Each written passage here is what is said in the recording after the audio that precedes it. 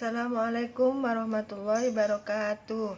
Innal hamdalillahi nahmaduhu wa nasta'inu wa nastaghfiruh wa na'udzu billahi min syururi anfusina wa min sayyiati a'malina may yahdihillahu fala mudhillalah wa man yudlillahu hadiyalah. Asyhadu an la ilaha illallah wa asyhadu anna Muhammadan abduhu wa rasuluhu la nabiyya ba'da. Rabbis shrah li sadri wa yassir li amri wahlul 'uqdatam min lisani yafqahu qawli. Alhamdulillahirabbil alamin. Pada kesempatan ini kita berjumpa lagi dalam Sakofa Islam ya, membahas tentang suatu tema distribusi dan pemerataan kesejahteraan dalam peradaban Islam. Berbicara tentang kesejahteraan, maka identik dengan suatu keadilan, kesejahteraan, kemakmuran, dan kedamaian dalam hidup.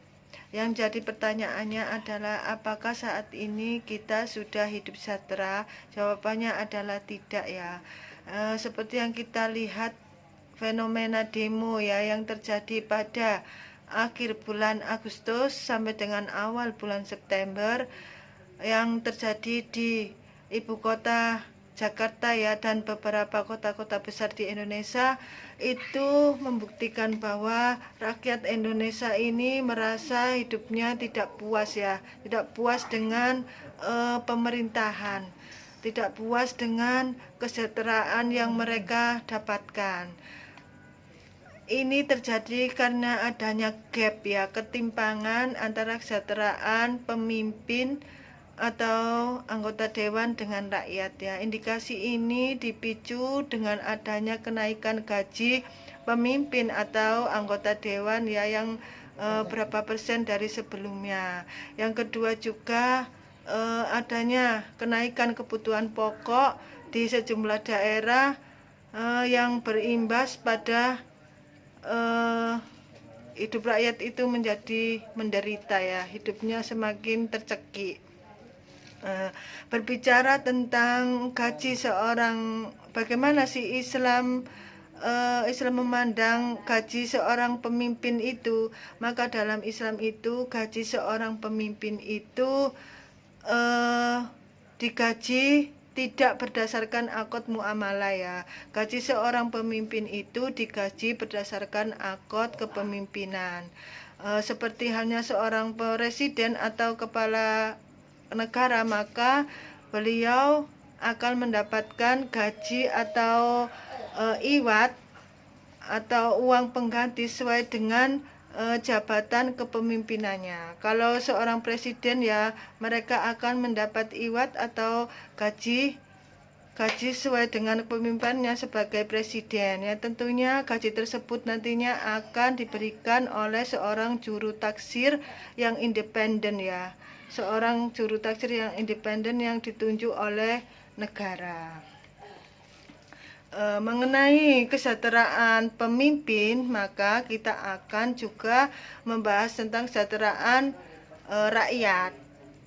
Apakah selama ini rakyat itu sejahtera? Tentunya adalah tidak. Kenapa demikian? Karena akidah atau syariat-syariat yang digunakan dalam kehidupan ini bernegara, itu yang digunakan adalah akidah atau syariat buatan manusia ya, bukan syariat atau akidah yang dibuat oleh Allah. Seperti yang kita ambil contoh ya, seperti kita ambil contoh dalam sistem ekonomi sekuler kapitalis, maka kita akan lihat di sana ada kebobrokan ya. Kebobrokan di sana itu kita lihat nyata ya. Dalam sistem ekonomi sekuler kapitalis, mereka itu mementingkan atau mengedepankan pertumbuhan ya, tanpa adanya suatu distribusi. Terus yang kedua adalah sumber pendapatan APBN negara itu mereka ambil atau menggantungkan dari pajak dan hutang hutang ribawi, sehingga hutang ribawi itu lama-kelamaan itu menjadi besar dan besar, yang seharusnya APBN untuk pemenuhan kebutuhan rakyat maka akan digunakan untuk menutup hutang yang ribawi itu. Terus yang kedua adanya pasar bebas ya. Pasar bebas ini tentunya akan menguntungkan pemodal besar. Seorang atau pengusaha yang memiliki modal besar, mereka hidupnya akan sejahtera karena mereka punya modal. Mereka bisa membeli barang dengan jumlah yang besar sehingga untungnya besar. Terus yang keempat itu adanya suatu kebebasan kepemilikan ya. Kepemilikan yang seharusnya umum, maka kepemilikan ini diambil alih atau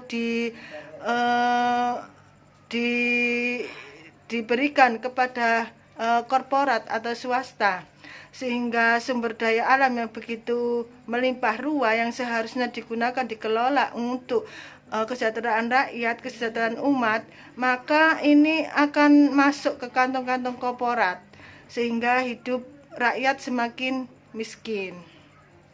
Sebenarnya dalam Islam itu kesejahteraan itu seperti apa sih? Dalam Islam itu kesejahteraan itu pemenuhan kesejahteraan itu dipenuhi oleh negara ya. Kebutuhan pokok sandang papan itu akan dipenuhi atau dijamin oleh negara. Seseorang yang hidupnya sejahtera itu seseorang yang sudah terpenuhinya kebutuhan pokok ya. Kebutuhan pokok kan dibagi menjadi dua ya, kebutuhan pokok pribadi dan kebutuhan masyarakat. Kedua kebutuhan pokok tersebut nantinya itu sudah menjadi tanggung jawab negara, dipenuhi oleh negara, kewajiban negara yang memenuhi kebutuhan pokok tersebut. Seperti kebutuhan pokok masyarakat ya. Kebutuhan pokok masyarakat ini meliputi kebutuhan pokok dalam kesehatan, pendidikan, dan keamanan. Semua itu nantinya akan dijamin oleh negara sehingga rakyat itu hidup dalam sejahtera. Dalam riwayat hadis